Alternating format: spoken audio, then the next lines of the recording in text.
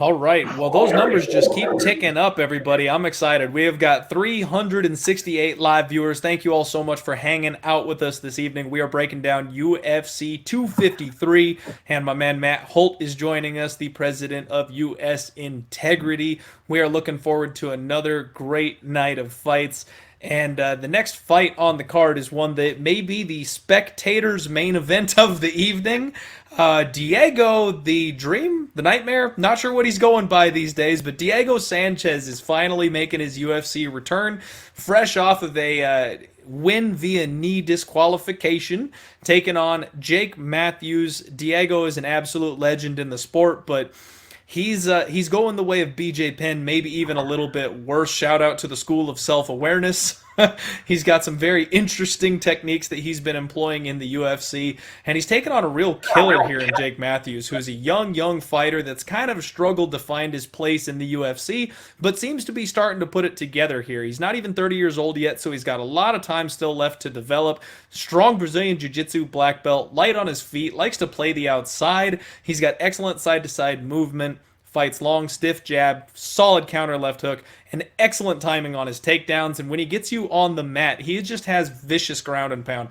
And Diego Sanchez is at 5-1, which is where they've got him lined, by the way, plus 500 here, minus 700 on Jake Matthews. If you rewind the clock maybe 3 years, I might take a flyer on Diego Sanchez. If I knew I could trust him to use his wrestle boxing style, either box this kid up, take him down, rough him up on the mat if Diego's slightly the better wrestler, because he still has that in his back pocket. But what we've been seeing is this weird Joshua Fabian defense. He's coming out doing this thing, and he just doesn't fight like an MMA fighter anymore. So unfortunately, I think this is the biggest stay away on the entire card. What do you think, Matt? So, I mean, I don't know that you can lay 700 because anything can happen in an MMA fight.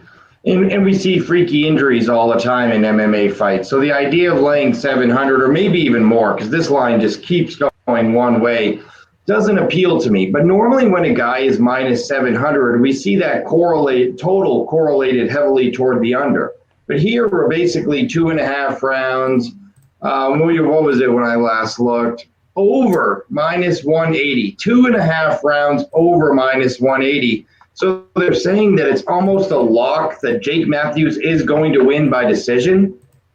And I don't know that that's true. I'm really worried about the durability of Diego Sanchez at his age. Look, he's coming off a win, but it was a win in which he got destroyed by a huge knee by Michael Pereira. He didn't win anything in that fight, and that fight wasn't going to be close.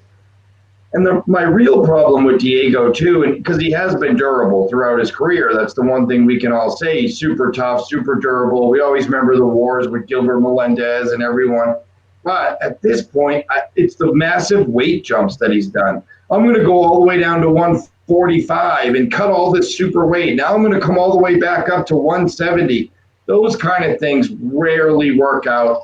And to your point, Jake Matthews is only 26 years old, yet this is his 14th fight in the UFC already. I think it's a young man on the rise. In the past, he struggled at those times when he really stepped up. But Diego Sanchez isn't a step up anymore, and Jake Matthews kills guys that are a step below him. I think you could look at this one of two ways. You could either just say, heck with it, barring a freak injury, Jake Matthews is going to crush him. Or you could say, I'm not sure that the durability is there for the aging, and not just aging. He's almost 40 years old. This isn't a heavyweight in Diego Sanchez. And the fact that he's gone up and down in weight so often, I think Ferrero is going to knock him out, and then he hit him with that illegal knee and got disqualified. I think Jake Matthews may find a finish here against the Diego Sanchez, who's not too durable anymore. So taking under 2.5 rounds at plus 160 might be the way to go.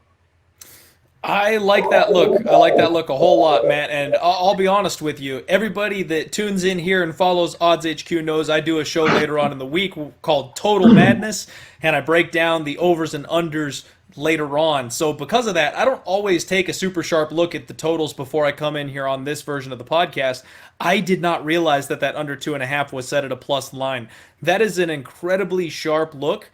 And I really am with you on that because Jake Matthews is a submission artist. His ground and pound, like I said, is vicious. And I'm right there with you on Diego Sanchez's durability. And I got to tell you, the sooner Diego hangs it up, the better, because I am digging myself out of a hole sports betting here in 2020. A lot of that is due to the disqualification win that Diego got because Michel Pereira was my smash bet of the year, and I lost a ton on that spot. So maybe we can get a little bit back here. And ironically enough, Matthews inside the distance is plus 155, same as the under 2.5, plus 155. So kind of pick your poison there. Yeah, absolutely. All right, I like it. I like it a lot.